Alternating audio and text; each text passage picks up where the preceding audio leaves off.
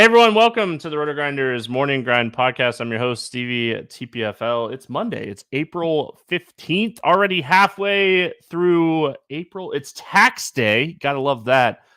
And we're here to talk baseball, 9-game MLB slate for today's podcast, joined as always on Mondays by my good buddy Will Priester, ChiefJustice. Chief, what's happening, my friend? Nothing much, brother. I was just kind of talking you through my weekend and how golf went. Okay, should have been a monster.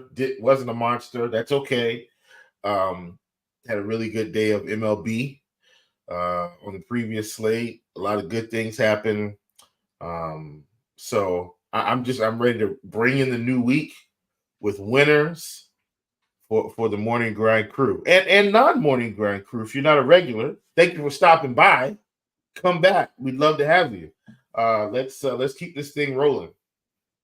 Yeah, I played some DFS baseball on Sunday. I never play DFS baseball on the weekends, and I saw Soroka pitching against the Reds, and I was like, oh, I gotta get a Red stack out there. And I liked Berrios and Reagan's price on DraftKings, so I built a Reagan's Berrios Toronto Cincinnati stack. It did really well.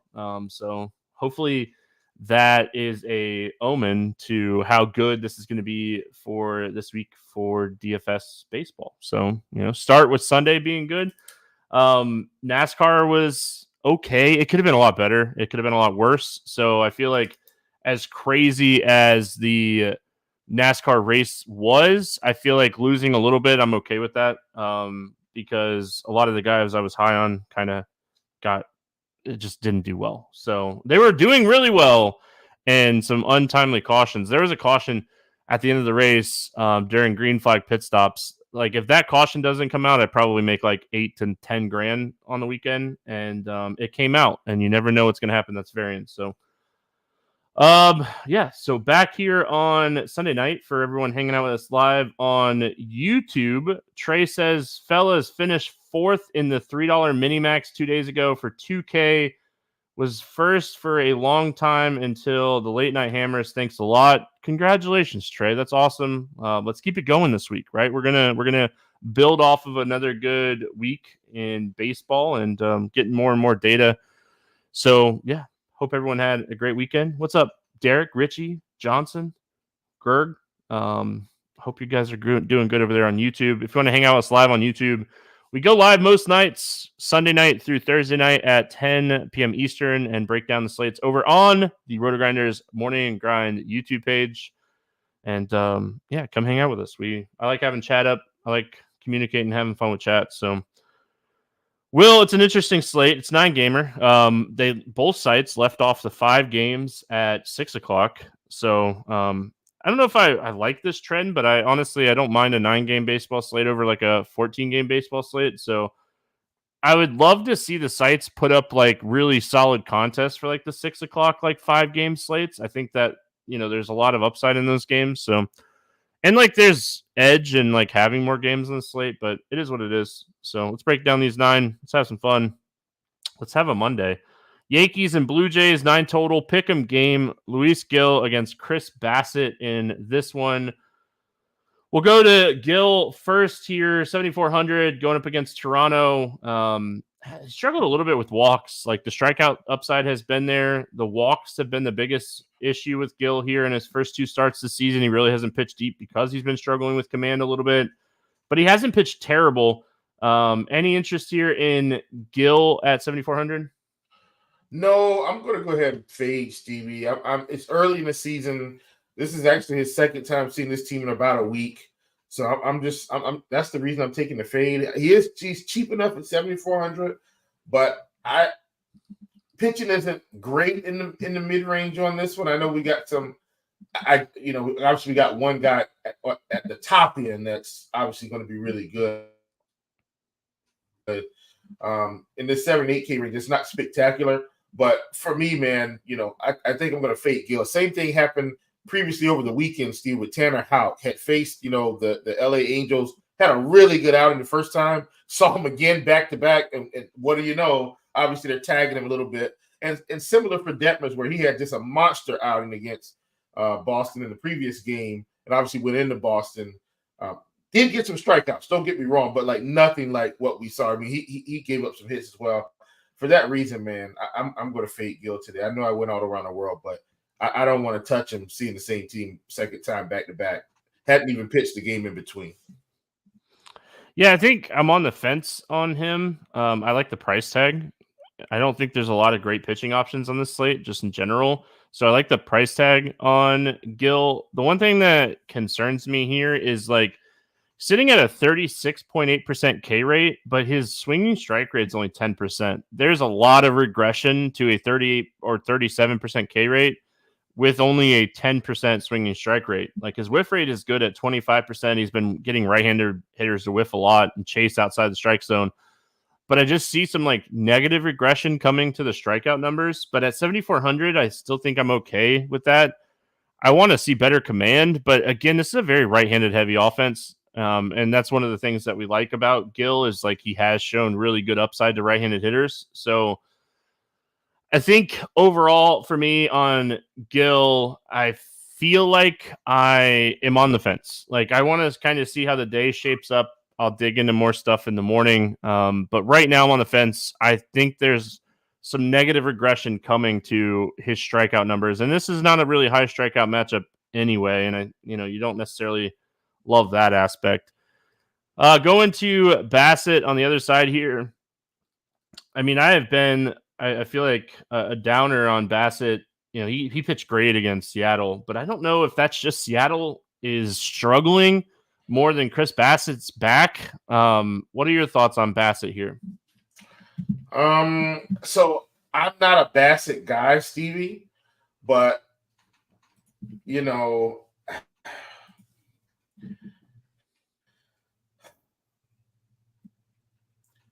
definitely has the leash. Let me say that. He definitely has the leash. I don't actually want to play him, Stevie, to be honest with you. Coming off 115 pitches, I think New York is better than Bassett. I'm going to fade him. I'm just going to stick with how I actually feel about him. The Seattle spot totally got it, right? Like Seattle, if he faces Minnesota, faces maybe Detroit, Pittsburgh, a low ISO team, stuff like that, I don't mind Bassett. And I know the Yankees aren't like the best offense in the league, but they're definitely better than last season.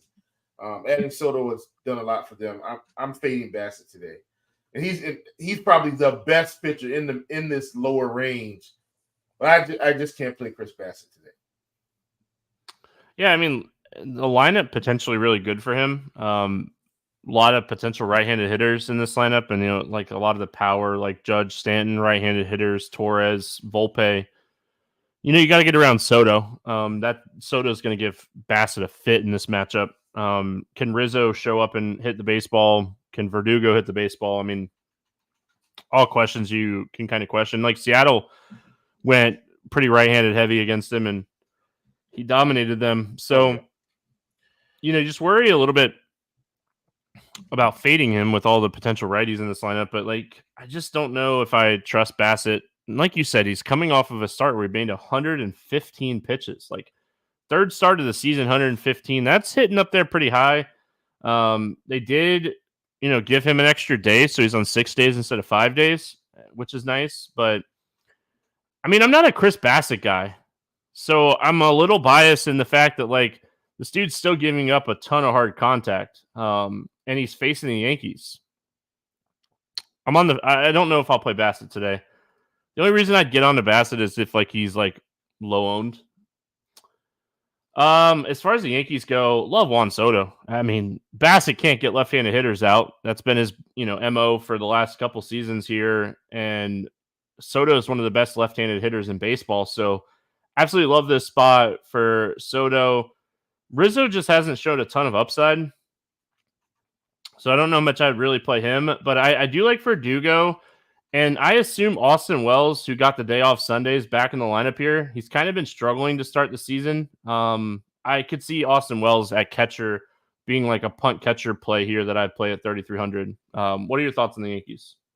Yeah, I do like the Yankees today. And let me just say, Stevie, I'm so disappointed in Rizzo, man. Like a lot of people probably don't know this. Anthony Rizzo was actually my second favorite hitter behind Michael Brantley. Like, because I like low strikeout guys that typically can put the ball in play, have a lot of power, which is why I like Miguel Cabrera. It's just Miguel had some power also, but he can spray the ball wherever he wanted. And I know I'm giving all these stories today, but man, I wish Rizzo would get back to old Cubs Rizzo, hitting the ball every time at plate. Side story. I like Rizzo. I like Soto. I like just. I'm probably not as high on Stanton because Stanton, man, he's just like hacking out there every at bat. I'm not as high on Stanton as I am on Judge. Don't hate Glaber. Don't hate hitters Oswaldo Cabrera. Love to call their, Wells gets in there. I don't mind him either. But my main guys for this team, I was definitely Soto, definitely Judge. Those are expensive pieces. Don't mind Volpe, don't mind Cabrera, don't mind Torres, and really I kind of love Rizzo at 3,900. I just hope he can get back to really spraying the ball all over the yard. Got to get that yawn out. No, you're good. I got to be a better co-host. I gotta see that coming and just keep it rolling. You know what I'm saying? Sunday nights, brutal, man. Not to get sidetracked, but Friday night, I had so much stuff that I had to get done on Friday night that I stayed up all night, coached T-ball on Saturday morning, and then came back and crashed for a few hours. And still, I haven't caught up on missing that sleep yet. So I'm on the struggle bus a little bit today, but we're here. We grind. That's what we do. We're the morning grind. Rizzo, 0 barrels.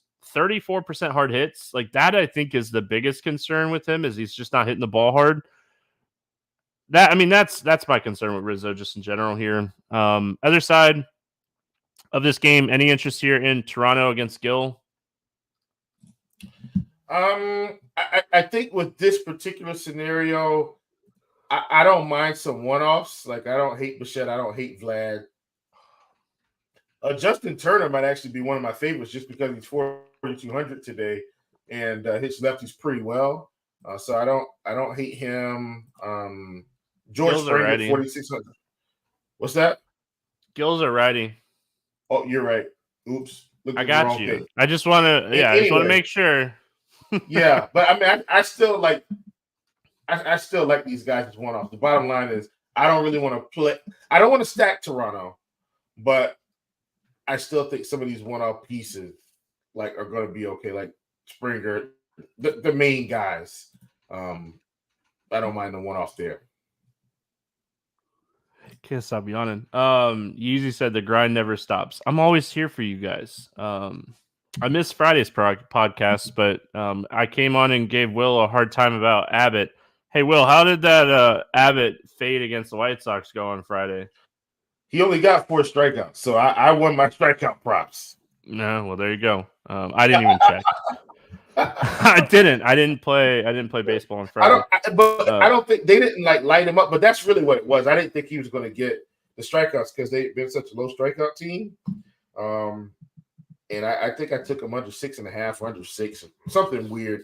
But either way, I hit it. So White Sox he only got 4, I think. I don't have a ton of interest in the Blue Jays. I think Gill, potentially a good pitcher. The one thing that I will say, if you're running a 20-incher max, or you're running 150 teams today, like Will kind of talked about when we were talking about Gill, this is back-to-back starts. He's facing this team. He struggled with command. If he's struggling with command and they just recently saw him, he could get shellacked in this spot. So if you're wanting some upside, I think Toronto has some upside. They haven't showed it a ton this year, but yeah. If you just kind of throw the stats out and you look at, all right, well, Gill just faced this team. He's struggling with walks. You walk a couple of these guys, a couple big hits, and your stack's off to the races if you're getting to the bullpen in the 3rd or 4th inning here. Yep. All right, Pittsburgh at New York facing the Mets. 8 total in this game. Mets a 124 favorite. We got Martin Perez against Adrian Hauser in this one. Any interest here in Martin Perez? No. Yeah. My initial thought was no, Will. I wanted to have a quick no, but I kind of think I like him a little bit. I just don't play Martin Perez, man. I know what he's doing. No, and I agree with you. I just can't. I don't disagree. I don't disagree with you. It's just Martin Perez is like consistently throwing strikes, not walking people, and not getting hit, like blown up. This is in Citi Field. He's 7,600. Like, he goes out and puts up 15 to 18 points. I don't think you're mad about it on this slate. Like, yeah, we have Glass now, but outside of Glass now, do we really have like another like stud? I don't think so. I mean, you can make an argument if you think Sonny Gray is going to get 20 more pitchers, but I think Martin Perez is like at least serviceable in this spot. Like, I'm not outside of Pete Alonso. I'm not too concerned about this lineup in general. So, as much as I hate to say it, I think Martin Perez is okay today. That's not a roaring, endorsement. Enthusiastic. That's what I was thinking about. Oh man. Adrian Hauser on the other side, just not good. I mean, yeah, he's just not good. Like, I know Pittsburgh's lineup isn't anything to be like scared about, but Adrian Hauser is not good. I mean, he has a 9% K rate through his first couple starts. He's allowing 68% hard hits. Like, even in a bad lineup, I don't want to play Adrian Hauser here. Yeah, he's not someone I'll be taking a look at, Stevie. I can't do it, so I'm out. I was kind of sad, when I was looking at the slate. I always look at the slate and kind of break it down before I start looking at pricing, and I was kind of sad, Will, that like the pricing is kind of up there on Pittsburgh. I was hoping like to potentially get a couple like cheap one-offs here. I still really like this spot for Jack. I almost called him Jack Swazinski. 3,600 is a really fair price tag. I think he's someone that could get a multiple hit type of game here against Hauser. Like, I definitely want to attack lefties against Hauser. But again, like, they're not necessarily like the cheapest options. Yeah, for sure. And I'm with you there because this is a team I did think we would get it, but man, I mean, just the team in general. I mean, Reynolds 54, and he is one of their better hitters. O'Neal Cruz 52, Cabrian Hayes 46. Once again, this team,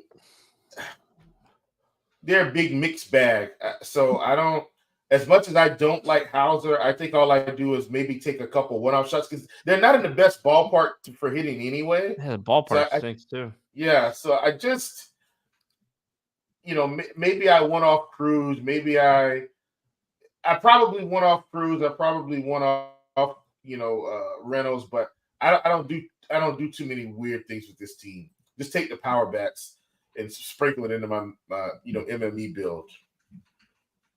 Yeah, like Reynolds, O'Neal Cruz, Swazinski, all fine.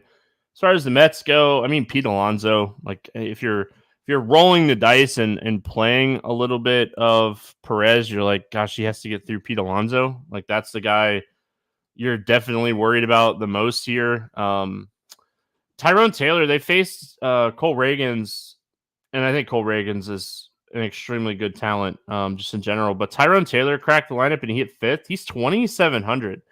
If you get Tyrone Taylor hitting 20 or hitting fifth here at 2,500, I think that is a really fair price tag for a guy that can steal some bases as well. But I'm not stacking either one of these teams. Harrison Bader, when he was with the Yankees, was good against lefties. He has multiple hits now in 4 straight games. So you could potentially roll him out as a value play here as well. If you're not playing Perez, I don't mind looking at the cheap righties and Pete Alonso. Yeah. Obviously Alonso. I don't think we have to sell you on him. He's good at baseball. Yeah, I mean 5,300. Not going to break the bank on this slate because of the pitching. There's so many things you can do. I don't want to stack against Perez either. I don't hate Marte. Like at 3,600. Like I don't hate that price, Stevie. I'm getting a slight platoon advantage. Harrison Bader, he's typically hit pretty well, even though since coming over. So if he cracks the line, which he should, because I don't think they're going to play DJ Stewart today. I don't think. So I'm in on him as well, but I'm not stacking the Mets by any stretch of the imagination. Kansas City at Chicago, taking on the White Sox. 8.5 total in this game. Kansas City is a 8 186 favorite here in this 8.5. Seth Lugo, Nick Nastrani making his major league debut here. Had to look this guy up. He's not like a huge prospect or anything, so had to look him up. And I might be wrong, but I didn't see him in any like big like prospects lists earlier this year when I was doing like research for best ball. So this guy kind of caught me off guard a little bit. I don't think he's even in the player pool on DraftKings. I don't know if he's on the player pool on FanDuel. I doubt it. Let's just be honest there. But we'll talk about him as far as the hitters are concerned for Kansas City, but not in the player pool on either site from what I'm seeing. So don't have to worry about that unless they add him overnight, but I doubt they'll do that. But any interest here in Seth Lugo against the White Sox? I may have some, Stevie. I think, this might end up being the guy that we use. And once again, I'm actually not expecting Seth Lugo to come out here and set the world on fire. But, I think he could put up a reasonable score somewhere between 15 and 20 at 8,400. I just feel like I'm going to have to accept that today. So I don't mind getting some Seth Lugo shares. So, Will, I don't mind Lugo because I think the White Sox stink. My biggest concern, do we think like Seth Lugo just like pops in projections and is like the cheap SP2, like mid-range SP2 that everyone's playing today? Like he may be. I'm really concerned about like Seth Lugo of all people being chalked today. Yeah. I'm with you. I get it. I don't know, man. When I was looking at the slate, I think I like Sonny Gray more than I like Seth Lugo. And we're going to talk about Sonny Gray no coming doubt up. About it. So, like, if Lugo's getting steamed here, I might be on that, like, fade or underweight Seth Lugo. Because, like, Seth Lugo is not a huge strikeout guy. And, like, you kind of mentioned the White Sox stink, but they're not, like, this, like, massively heavy strikeout team, especially when you got a guy like Seth Lugo is on the hill that's not going to go out and, like, overpower you. I think right now I want to see what the ownership is, but if Seth Lugo is going to be chalk on this slate, I think I'm out. I mean, they're terrible. The White Sox are. They're really, really bad. When you start looking into like how bad they've been this season, they're just not good at all, man. But like they have these guys at the top of the order, like Robbie Grossman's not striking out. Benintendi's not striking out. Corey Lee, this catcher, he's not striking out when he's in there. Gavin Sheets has been like really, really strong to start the year. So, I mean, they stink, but they have a couple major league guys that don't strike out. And then you get into like DeJong and Fletcher and Sosa, and these guys, they can't hit wiffle balls. They're awful. So. Yeah, so let's go to the other side here. Again, I don't think they'll add Nastrani.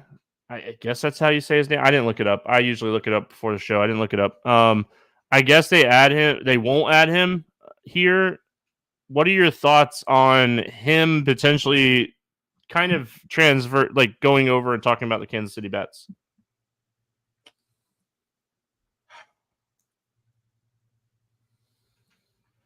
I mean, I don't think I'm gonna play him for what it's worth. If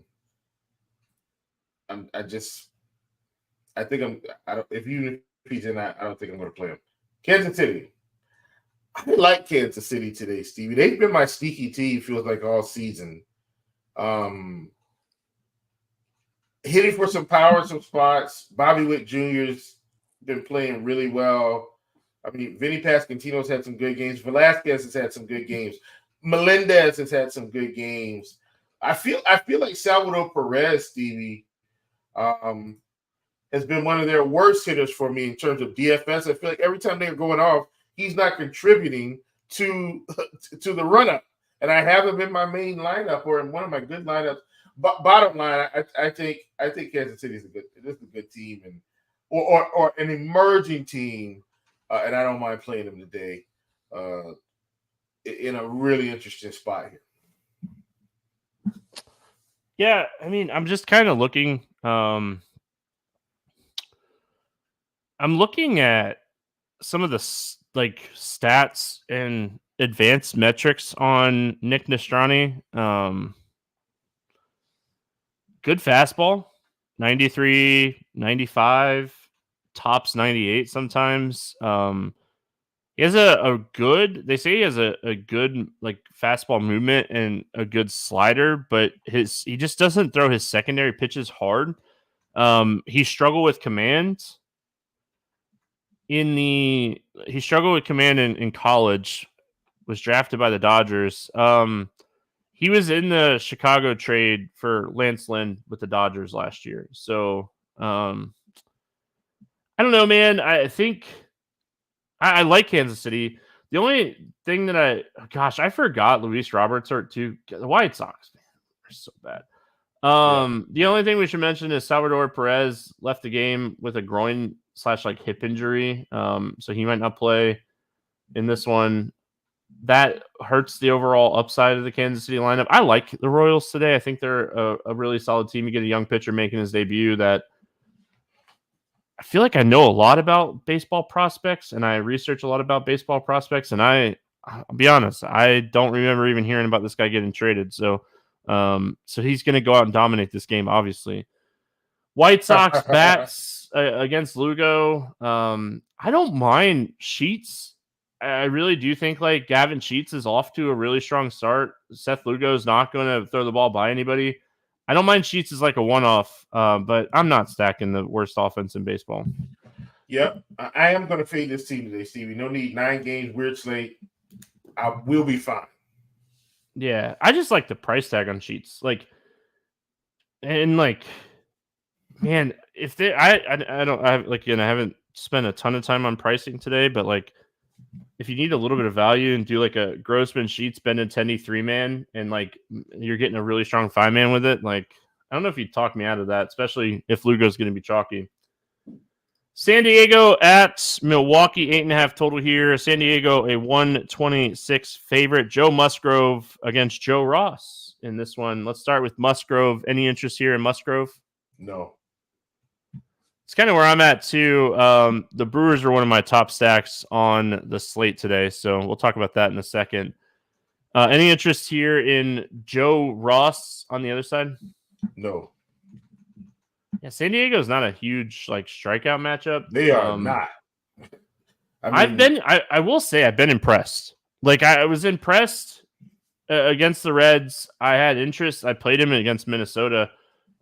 There's been a lot of positive things that have been said about Joe Ross so far to start the season. So I think in a different matchup, I potentially take a shot on Joe Ross here today. It's just the Padres don't strike out. I mean, we need some strikeouts at the end of the day. Like we got to get those strikeouts. So yeah. Bats, any interest in the bats here against Joe Ross for San Diego?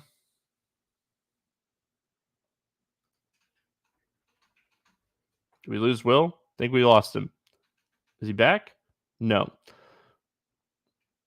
No? All right, he's not back. All right, am I back? What's up, chat? Joe Ross, like before the injury and everything, before he came back and he's actually been inducing a ton of ground balls and stuff, he really struggled with lefties. So I think like that's kind of, man, I'm on the fence about Joe Ross. If Joe Ross is going to be really low owned and San Diego runs like a really right-handed heavy lineup out there, I might actually play a little bit of Joe Ross. I don't mind. I really don't mind Cronenworth. He's a guy that I love against right-handed pitching and just kind of never gets played. No one ever plays this guy, especially now that he's like first base only. He's hit 3 home runs in the last 5 games. So Jay Cronenworth, baby. Love this guy. Made me a lot of money in DFS a couple of years ago. The other side, I love the Padres today. I really hope Yelich comes back and he's good to go. I know he's dealing with a back. Like Yelich off to a scorching start and like was healthy, and we just absolutely loved it because we just want Christian Yelich to be healthy. It stinks that like his back is acting up because like this is a spot you definitely want to play some Yelich, but I like the Brewers stack today. I think Milwaukee is a team that we've been playing a lot and we've been talking about them a lot, and I think they have a lot of upside just in general. So I'm not a huge Joe Musgrove fan just in general here. So the fact that like we're getting Milwaukee against Musgrove, I think they're one of the top stacks on the slate. So really like Milwaukee, and Yeezy nailed it. They're easy to stack. They're cheap. So very interested in Milwaukee. Will, any interest in San Diego bats or Milwaukee bats here? Yeah, I actually like both sides of this game in terms of stacking. San Diego just more so because they are a low strikeout team. And so, for me, when guys are a low strikeout team and they do have some power that will show up, I just like to keep playing them. I know we've got it going around our RotoGrinders team, Stevie, that San Diego's gutless. Our good friend Kirk Dees, they're gutless, but they still got some hitters there. And in terms of the Milwaukee side, it's really more so I don't trust Joe Musgrove long term right now. He's going to have to prove it to me for a few more starts before I decide that he's someone that I don't want to attack. So I really really just attacking him with the full stack of this team. And man, I hate Christian Yelich it's been out, Stevie, because he was on a really nice tear. So hopefully they get him back really soon. But all in all, I don't mind stacking both sides of this game. It won't be a primary stack for me, Stevie, maybe some 3-mans, but I definitely think both of these sides or either of these sides could get it done. So really quick before we move on, are you any or somewhat concerned about how much Joe Ross has been inducing ground balls and how much the Padres hit the ball on the ground? No, I'm open for some good Babbitt. Okay. I'm gonna play him. I think I'm at this point. I'm probably pod committed to the Padres. Well, I'm pot committed to the Brewers, and they keep making me money, so I'm going right back to the well in the Brewers stack. We got Atlanta at Houston, 9.5 total in this game. Your Braves a slight favorite. We got a couple of young arms facing off against each other here. Darius Vines, who we saw a little bit last year, and Spencer Arguetti the Spaghetti. He did not pitch well in his first start. It was not good. It was great if you stacked against him. Let's go to Vines here, 7,800. Like I said, we saw him a little bit last year. Any interest here in him? Nah, I'm not taking people against Houston, man. Not a wise proposition. I don't care who you are. Yeah, I don't know. Like, is the Braves hurting this bad that like they're like, yes, this guy does not have overpowering stuff. I looked at some of the baseball savant stuff on him, and like he just does not have like overpowering stuff. Like the Braves rotation. Now you see why I've been clamoring for us to get more pitching. You just lost one of the best pitchers in baseball for the season, so but they got to do something. Even still, he's one guy. Like I knew we still needed some more. Like this, is why I was like, we got to find Stevie. This is why I'm like, we needed to find a way to get Charlie Morton to the bullpen. Like it's just, but Charlie's gonna have to play now. I'm sorry. I got Stevie. It's a sad time to be a Braves pitching fan. That's all it is. So I'm sorry. I derailed this thing with my sad Spencer Strider rant. Please forgive me. Yeah, you're good. I love the Houston bats. We'll talk about them in a second. I don't want to play Darius Vines here. And Spencer, Mr. Spaghetti, he really struggled, Will. Like, he had a awful start last time out. His debut did not go great. 3 innings. Kansas City, absolutely. They crushed him. They were hitting the ball hard against him. He wasn't really blowing the ball by anybody. I do not want to play him against the Braves today. While their pitching staff might be banged up, their hitters are not. Stevie, the hitting keeps dragging us to every win we have every game. Today, look at the lineup, man. Back and forth affair. We're up 5-0. Charlie Morton leaves the game. It's 5-5. We're down 7-5. Next thing I know, we're up 9-7. Stevie, one thing the Braves don't have a problem doing is scoring runs. This team just knows how to score runs. Love the Braves today. Stack the whole team. It is what it is. Run it up. Yeah. Chat's talking about the over in this game. Well, it is my morning grind game bet, but I mean, I'm with you, Chad. I agree. I like the over in this game as well. I already bet the over at 9.5. So, love the stacks. I mean, Houston and Atlanta, 2 of the top stacks on the slate. Every which way you want to stack them, load up on them here. This is a great spot for both of these teams. Yeah, I mean, Atlanta's expensive. Houston's pricing is kind of more doable, especially if Bregman sits. But yeah, I mean, both of these teams stack up this game, stack up these hitters. Hopefully we get some cheap pieces. And I mean, it just goes back to the argument of, the cheap pitching, where like we might be more willing to take shots on some of these cheap pitchers because of this game in general. Like this game is far above the rest of the games on the slate for me. And the next game we're going to talk about, I like that game too, and we'll talk about it in a second. But I like the Houston and Atlanta. I'm guessing you have the same thoughts on Houston. Oh man, Stevie. I mean, it's no question. I mean, I just saw a hockey game end 6-5. This is a baseball game that could end 12-11. Like this, I hope so. I like the over. This could be fireworks. The problem is, Stevie, you're not going to be able to fit in everyone. You're going to have to get creative if you're trying to, go full game stack mode. But it probably won't matter. Like this should be a good spot. Maybe you stack the bottom of the order for Atlanta, top of the order for Houston. Then maybe you stack the top of the order for Atlanta, bottom of the order for Houston. Then maybe you mix and match. A pizza pasta, it's a me, a Mario. Like just pick your poison. It's going to be a great game. My kids love the new Mario movie. It's on my TV all the time.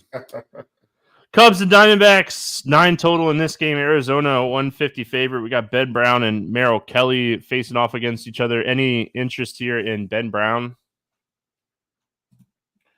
No.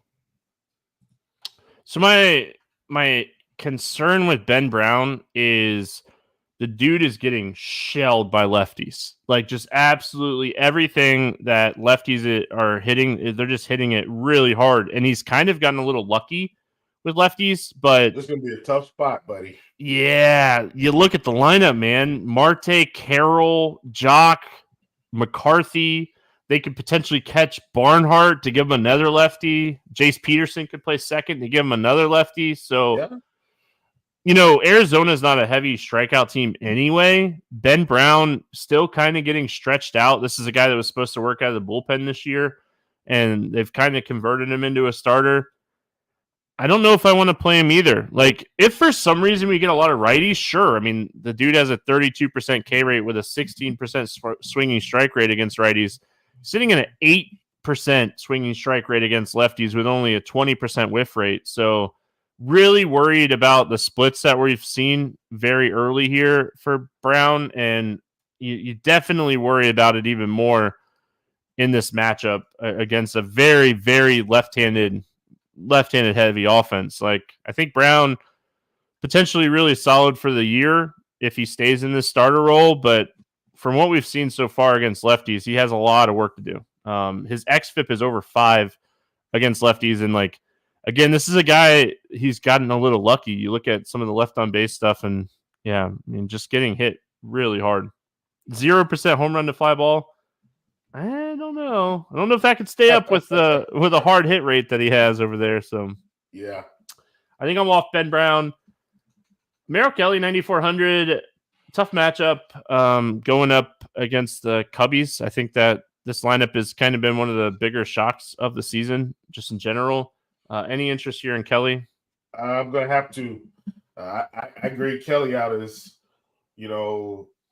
probably better than most guys on this slate. Now, look, Stevie, I've been Xing out a lot of pitchers on the beginning. Don't worry. As we get closer to the end of the night, tons of pitchers I love. But I think Kelly stays in my pool today because there's so many I don't like in this cheap range. I'm going to have to build around Glass now and a host of other pitchers that we're going to be talking about real soon. But Kelly's going to stay in the pool for me today because he does have the upside. If everything breaks his way, he could go 6 innings, 7, 8 Ks, give up a run or two, and still, get you 25 fantasy points. So that's why he stayed in my pool. It's more about potential than the matchup for me today. Yeah, I like the attack the strikeouts here. I mean, the Cubs have been a solid lineup and they have a lot of power, but they still strike out. So I think you could chase some strikeouts. Like, does Merrill Kelly burn you here if he gives up like a couple runs, but racks up like 8 strikeouts? Probably not. So he's definitely probably happy to get back home after pitching his last game in Coors too. I don't mind Kelly. I prefer Sonny Gray. Like, don't worry, we're going to talk about Sonny Gray in the next game, but I prefer Sonny Gray. I mean, that's just kind of where I'm at. So and some other guys. Listen, the back of this slate is loaded with pitching. I told the prop shop at earlier today, Stevie, I said, I'm going to go ahead and tell you guys now, most of my pitching props are going to come from the later games on this slate coming up. So I just went ahead and told them ahead of time. I am so intrigued by you saying there's a lot of pitching left. I'm not going to spoil it. I want to know more when we get there. Cubs bats against Kelly. Any interest here in the Cubs bats? I don't mind some one-off. So, of course, any of their power bats, Stevie, I'm going to be okay with it. Bellinger's obviously there. That's a little pop too. So I don't want to get rid of him. I also don't want to get rid of Swanson. I know it's righty. He does have some power. And then Morel, Stevie, who started out the season very hot. I know he's calmed down here recently, but he's also got some pop in that bat. So it's mostly just some one-off plays. That's about it. Michael Busch has hit a home run in 4 straight games. Obviously he's not going to keep doing that, but I mean, I think we at least have to respect how good he's hitting the ball right now. And when you're attacking Kelly, you kind of want to attack Kelly with like left-handed power. I know he's been a little bit more reversey this year, but like over his career, you want to attack Kelly with like left-handed power.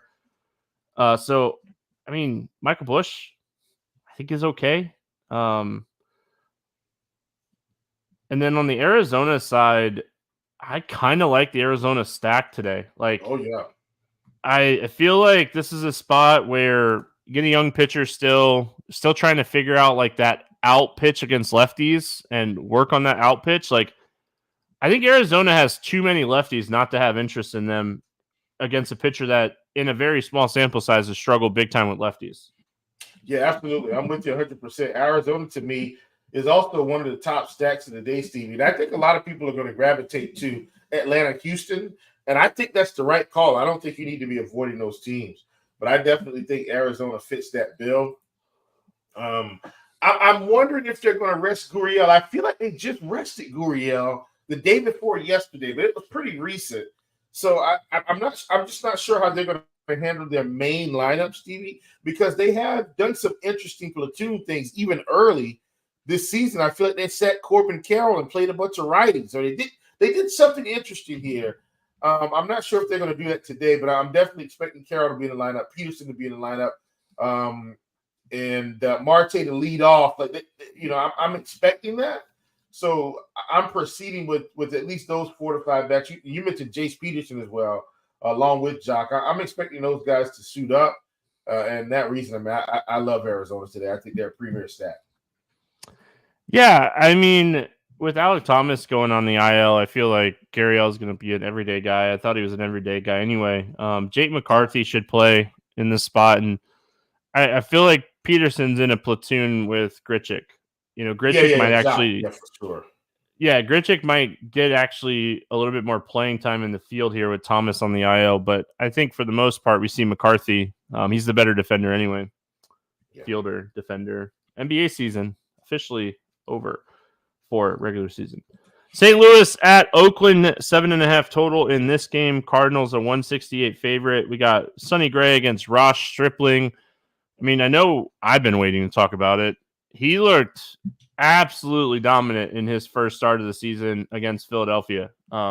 He threw 64 dominant pitches, just absolutely I watched it. I was so impressed by Sonny Gray in that start, and he threw 5 innings, struck out 5 in 64 pitches, and still gave up a few hits. Like, he just was really efficient, and now he gets Oakland. I assume he gets 15 to 20 pitch bump here, so like I think we're in the 80 to 85 range. I wouldn't be shocked if he throws 75. I still think Sonny Gray is my SP1 on this slate. I know Glasnow's on this slate, and he's getting Washington, but I think Sonny Gray, considering price, is just a better play. On DraftKings, I haven't looked at FanDuel pricing yet, but Sonny Gray definitely. I think I'd find a little bit of extra money on FanDuel to get Glasnow, but I'll play Sonny Gray as well over there. Glasnow just has more pitch upside and could pitch deeper in the game, get a higher probability for the quality start over there. What are your thoughts here on Sonny Gray?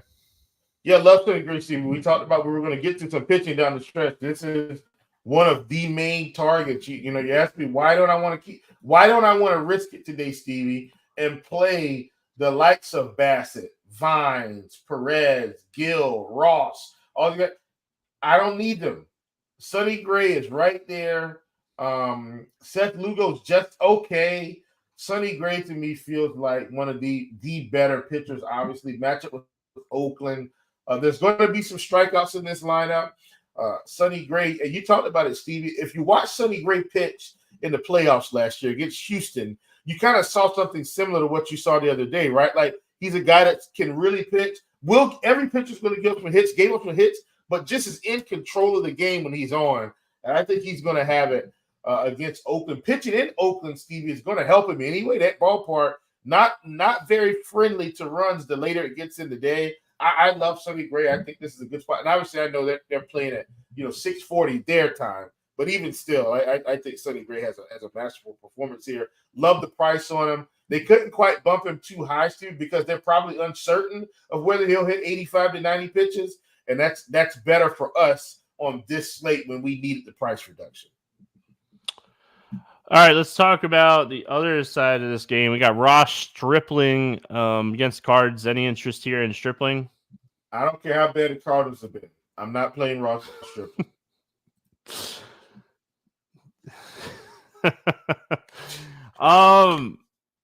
Gosh, I can't do it. I'm not doing it, Stevie. Do not come up with any type of real selling points here. Okay.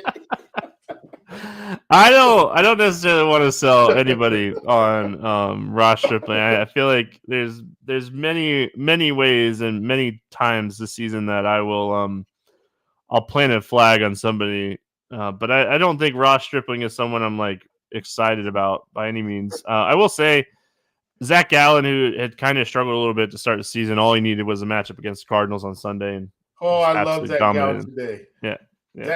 Zach Gallen made me a lot of money in baseball today, friends. I can tell you that right now. All right, so here's the thing about Ross Stripling, and this is more of why I don't necessarily think I want to stack the Cardinals more than I don't necessarily want to play Ross Stripling, but it's really interesting. Like, Stripling doesn't walk people. His ISO is way down this year, just in general, and I was like, why is like Ross Stripling just not? He's just not getting hit hard, and like he literally just faced one of the best teams in baseball, Texas. He gave up 11 hits and 6 earned runs, but he still didn't necessarily get hit hard. And it's like, all right, well, the dude's just generating, ground balls. He's literally throwing 5 pitches, and like he's just trying to keep hitters off balance. And in that aspect, it's kind of working. Like, his ISO's way down. His hard hit rate is down from last year. He's not giving up a ton of barrels, but the dude is getting so lucky. Like, he's getting so lucky. Like, he gave up 6 earned runs last start, and he's still, like, his stats are saying that he's getting very lucky. I don't know. If the Cardinals are going to be alone today, I think you could take some shots on the Cards. If they're going to be chalky, I might pass, but you like the prices, right? You're getting Ross Stripling, you're getting a cheap Cardinals stack. Newt Bar came back, and that's always good. That adds another left-handed bat in this lineup, which is nice, especially against Stripling. What are your thoughts on the Cardinals bats here? Mini stacks, but I'm not going full stack on the Cardinals. Three is my max for the Cardinals, Stevie. And if they score 12 runs today, hey, good job. But I 3 is my max. Well, I don't remember off the top of my head, but I feel like Stripling gives up stolen bases. So like maybe you're taking some shots on like Scott or Wynn here to get, some stolen base upside. But I think so on my notes, I wrote down cheap Cardinals bats. That's what I wrote down. So I think that's where I would attack the Cardinals, is looking at some of these cheaper bats. And I could say for certain I'm not playing any Oakland bats here. I don't have any interest in Oakland bats. 0. All right, Cincinnati at Seattle, 7.5 total in this game. Seattle, a 158 favorite. Frankie Montas against George Kirby. Any interest here in Montas? Love Montas today, Stevie. Been waiting for it. These are both two pitchers in the same game. This might be the best pitching matchup of the night. I'm very excited to get in on Frankie here. Listen, I've watched pitchers plenty face the Seattle Mariners this season and do exactly what I need them to do. Get out there, get the strikeouts, don't get blown up too bad, and let's cruise to the fantasy points or the strikeouts we need. I literally just saw Javier Assad face this same team with most of their primetime players, most, not all, most of their primetime players walk right out there and get 6 strikeouts, pitch 6 innings. And while Frankie Montas, I think he's still working through some things, Stevie, because, he's getting back from that injury. I think this is a great spot for him at 9K. We saw him against Washington, which is a low strikeout team, but 6 innings, 4 Ks. We saw him against Philly, 5 2/3, 5 Ks, 100 pitches. Milwaukee got touched up, but still went 5 innings, 4 strikeouts, 96 pitches. I think Frankie Montas can get through 6 today. If he doesn't get touched up, I think he's close to optimal at 9K. He's got a longer leash than Sonny Gray, and I love Sonny Gray today. I think he's probably the best spot of the day in terms of pitching. But I think if Montas is right today, Seattle has been able to cure all. Give me Montas at 9K. Anybody watching on YouTube is probably like, Stevie did not see that coming, because that's the facial reaction that I just had. I wasn't expecting you to love Montas. I thought, like, when I was looking through the slate, I thought Montas was an okay option today. You might have swayed me a little bit because of how passionate you liked them or liked him. I mean, I like the strikeout upside. Like you said, Seattle strikes out a ton, just in general. Like, that's been their downfall this year, is like the bottom half of this lineup: Rojas, Riley, Rayleigh, Mitch Garver, Canzone, Corey Polanco has been 34%, 38%, just 47%, 24%, 40% for Polanco. That's on the season. Yeah, none of their everyday starters have a strikeout rate under 20% this season against right-handed pitching. So, and we saw that a little bit last year, but like Ty France was better at putting the ball in play last year. So, I mean, I hear why you like him. It's just in my head, I don't know. Frankie Montas at 9K when it's the price more than anything else. But I guess like you kind of overlook that. George Kirby on the other side of this game, we get 2 really heavy strikeout teams that all have power. Both of these teams have power, but they also strike out. I watched George Kirby in the Toronto start. He was awful, dude. He just, man, his command was awful. He was leaving balls over the plate, and Toronto was just punishing him, and Cleveland did that in the start before that. I think like the upside is like you're facing a young Reds team that is definitely going to chase a little bit more, but like you have to have your command to get him to chase. Like, I don't know. I might make Kirby like show me a start before I play him. and I have some like slight interest in the Reds bats, so I think I'm going to pass on George Kirby today. I think I'd actually prefer Montas over Kirby. Oh, for sure. I absolutely prefer Montas over Kirby. I want to make my case. But when I said this is the best pitching matchup of the night, to me, I do think Kirby has somewhat of a get-right start here. If the command is there. You talked about there's definitely some strikeouts for the Cincinnati Reds. I'm definitely not as passionate about Kirby as I am about Montas. But I am going to play some Kirby today because I do still think he's a better pitcher than most pitchers on this slate under Sonny Gray. And that's really the problem. It's like Sonny Gray and then everyone else. So I'm not going to have a whole lot of cheap pitchers, if any, today. Sonny Gray might be kind of my threshold. Maybe I get to Lugo, but I'm basically going to be cycling through Glasnow, Kelly, Montas, Kirby, Gray. That's pretty much what I'm doing today. And I'm going to let everybody else, have to prove to me that they're good. Any interest in the Reds bats here? I don't mind one-off, Stevie. So definitely don't hate the one-off power bats. I mean, Martini, my goodness, he hit another one, I think, yesterday. Benson, a lot of power, a lot of strikeouts. But I'll one-off this team. But I don't think I'm gonna stack them today. I hate the ballpark. Ballpark's the biggest thing here, but it's good to see Encarnacion Strand start to get going a little bit. Benson's been fantastic. Martini's been fantastic. Wish they'd hit him up in the lineup. Ellie De Cruz off to a really slow start this season. And I say that like he has home runs and he steals bases, but like he goes 0 for a lot. You play him for the ceiling. I don't mind a red stack today. If they're going to be low owned, I wish the ballpark was better, so maybe I mini stack them. But if George Kirby's not right, I feel like there's a lot of upside with the Reds. Yeah. I don't have any interest in Seattle. Nope. None. They have been like Julio Rodriguez is yet to hit a home run this year.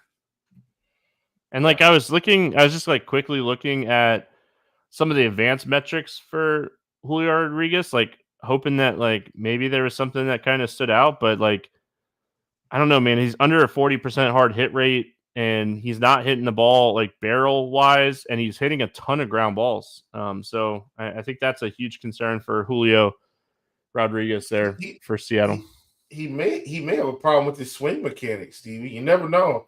I mean, a guy goes from that to it's kind of like I don't know. If he's hitting ground balls, maybe he changed something in his swing. Yeah, I mean, some guys just like it's really slow to get going sometimes. All right, going to the last game here. We got Washington at LA facing the Dodgers. 8.5 total. The Dodgers are a 360 favorite in this game. They should be. Mitchell, as funny as it sounds, they should be. Yeah, Mitchell Parker against Tyler Glasnow. Any interest here in Mitchell Parker? This will be his debut. Steve, I've got like the best analysis for this game ever, and the answer is no. No Mitchell Parker. Are you thinking 4K open the back? Okay, I have slight, tiny itty bitty. I don't know how many teams I'd have to get to. I probably play 3 today because my son has a baseball game today, so I probably just play 3 teams, and I don't know if I get to him on a third 3-team build. But I will say, this dude has shown really good strikeout upside in the minors. He has like a 91 to 95 mile-an-hour fastball, and I saw a video of him when I was researching him. He throws his curveball from the same arm slot as his fastball. So for people that don't know that are watching on YouTube, when you're throwing your fastball and you're throwing it like here and you're throwing from the same arm slot, if you can mimic that with another pitch, like you're not giving off a tell. One of the biggest tells for baseball hitters are like sometimes you'll have a fastball from like here, and then you'll have your curveball from like just a little bit more off like your arm angle. And that's a tell for a hitter, like, hey, there's a curveball coming. And like if you ever, I know a lot of people don't like the guy, but if you ever want like a masterclass on like arm angle, Trevor Bauer, just phenomenal. He throws 4 pitches from the same arm slot, and that's why he was one of the best strikeout pitchers in baseball. But I think Framber does the same thing too. It's either Framber or Valdez, one of the two. Like almost all their pitches come out the same, and it's when you can do that on a consistent basis, and you're throwing like mid 90s as a lefty, you have a little bit of upside. I don't know. He's 4K. Will, like when we're looking at stacking the Braves and stuff, and we want a good pitcher and a good like bats with the Braves. Like, I mean, what other cheap pitcher are you going to play today? Like, that's kind of my thought process here when we're looking at like cheaper pitchers. Like, I don't know if I trust any of these guys. So like, why not just take the 4K guy that has a little upside? Like, I think the other option would be like Stripling, but that, I mean, do we trust Stripling at 6K more than we trust like a young pitcher who they might not have a ton of data on? I don't know. It's a tough spot, right? Like you're facing the Dodgers, but like, is it as daunting as it used to be? Because like they're like power a lot of the power, and a lot of the power comes from the left side, right? Like Mookie, you got to get through Mookie. Good luck with that. I mean, if I'm Mitchell Parker, I just put him on base. Like, hey, take your first base, and I try to get Ohtani to ground out in a double play or something. But the thing is, like, they usually hit like Ohtani and Freeman back to back, second and third in this lineup. So like he's getting a righty to start, and then he's can kind of settle in against these two lefties. So I don't know. The Dodgers have sneakily been bad against lefties to start the season. Yeah, I don't know. I'm like somewhat a little like very slightly interested in him because he's 4K. Love when you see like arm slot, but like this isn't a huge prospect either for what it's worth. Like this guy, from what I was reading, is like 21st in the Washington organization. Like he's not like this huge prospect. But yeah, I mean he did really well with like walks and stuff in the minors. So like I think he could throw strikes, and I think I'd be okay with like 12 points. I really think I'd be okay with like 12 points. Right now, Mitchell Parker got 12 points, Stevie. I might almost hit the lock button because that means I can play every offense I want. This goes back to my argument on like taking some shots on like Martin Perez, Luis Gil, and Joe Ross is because like the bats, we got to prioritize bats. Like there's too many good stacks today not to prioritize bats. And like when you're prioritizing bats, you have to find that like cheap SP2 to pair with like Montas or Gray. Like, you're going to get one of those guys. You're not going to get both of those guys. Yeah, I mean, you could potentially get Montas and Gray. I mean, that's probably my main build. I'll build around Montas and Gray, and kind of thinking about it more and more. So I don't know. It's a really interesting pitching slate.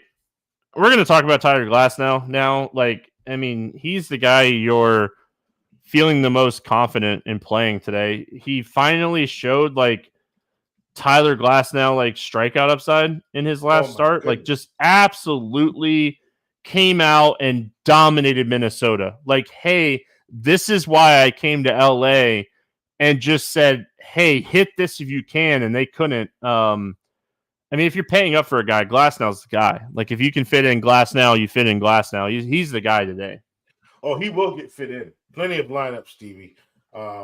You may have to get creative with some of the better baseball teams, or better's relative, top end priced baseball teams, Stevie. Like, you're gonna have to get really creative, but I'll find a way to get creative. Glasnow, man, I don't think anybody has more pure upside on the slate than him, given the situation. Like he's got more upside than anybody. Yeah, I mean, just a great spot. I don't want to play any Washington bats against him here. I'm guessing you're in the same boat. Absolutely. No Washington bats. Any interest here in the Dodgers? Yep, don't hate the Dodgers. I'm always okay with the Dodgers. Like Freddie Freeman, always typically low strikeout. I don't mind him. Same thing for Mookie. I think Max Muncy hit another home run today. So either way, I'm still okay. The rest of this order, they do have some guys out like Hayward's out, and he's more of one of their back end bats. And they've been playing Outman, Lux, Chris Taylor, or Kiki Hernandez, sometimes both. But I don't hate Outman at 3,800. Like if you want to get a part of this stack, he's 3,800. He's cheap, and he's been able to. He's put together some really nice games here recently, Stevie. So I don't hate him at all. I do like the Dodgers. I will have some Dodgers stacks in my mass multi-entry bill for sure. All right, I know I just said all that stuff about Mitchell Parker. For what it's worth, the Dodgers, I think, are one of the top stacks on the slate today. This guy, he has good strikeout ability and strikeout upside, but he struggles with home runs.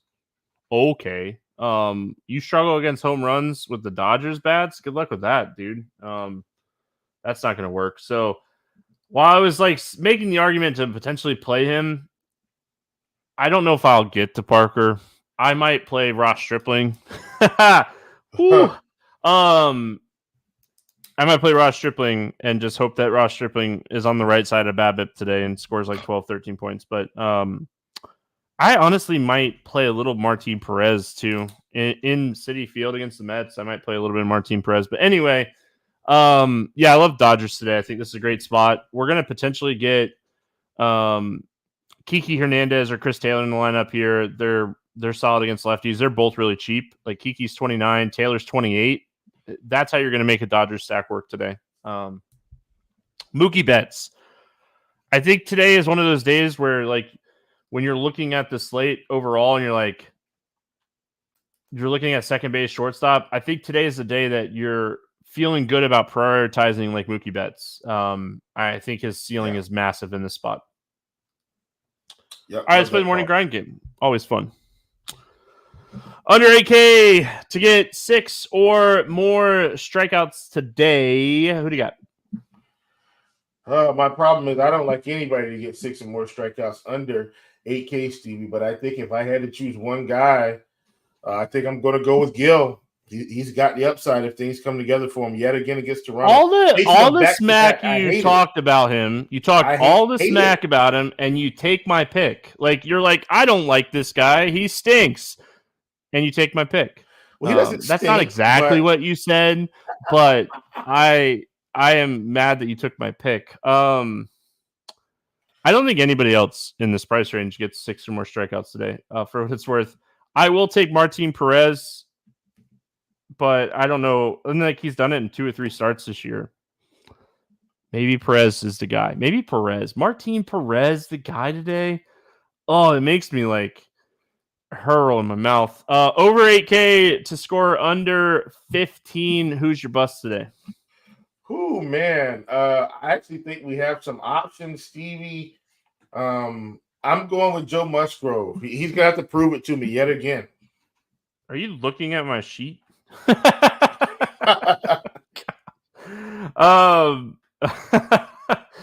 Yeah, I'm with you. I don't like Joe Musgrove at all today. I like Milwaukee bats. I'm going to go Kirby. Kirby's got to show me a start before I start liking George Kirby. And I think George Kirby is very talented. I talked about him a lot last year. I don't know if something's wrong or not, but he has not been good yet this year. Over 4K to go yard. Who's hitting a home run today? Oh, man, Stevie. I think we've got some options. I was trying to stay away from the Atlanta-Houston game, but I can't in good conscience not take Yordan Alvarez today at 5,900. My goodness, man. What a time to be alive when Houston plays Atlanta this early and 2 bad pitchers.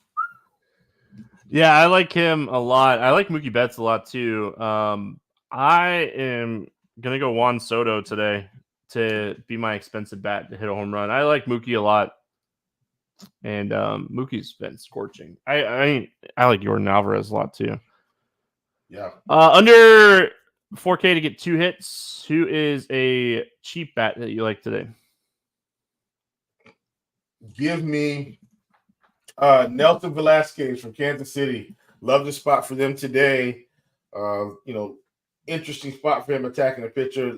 I like it a ton. Give me Velasquez from Kansas City. Yeah, don't mind it. This guy is definitely one of my favorite cheap bats on the slate today. I assume that he'll be in the lineup. I really hope he hits higher up in the lineup, but you never know what you're going to get with him. But give me Blake Perkins for Milwaukee. I absolutely love this guy. He's gotten called up and he's hit. He's like, hey, I'm here, I'm hitting. So absolutely love what we've seen from Blake Perkins, and he's a switch hitter. So he's a guy that doesn't typically get pinch hit for. But yeah, give me Blake Perkins. He got stolen base upside too. So stack to score 6 or more runs today. Who do you got? All right, Stevie. I'm gonna stay away from the Atlanta-Houston game.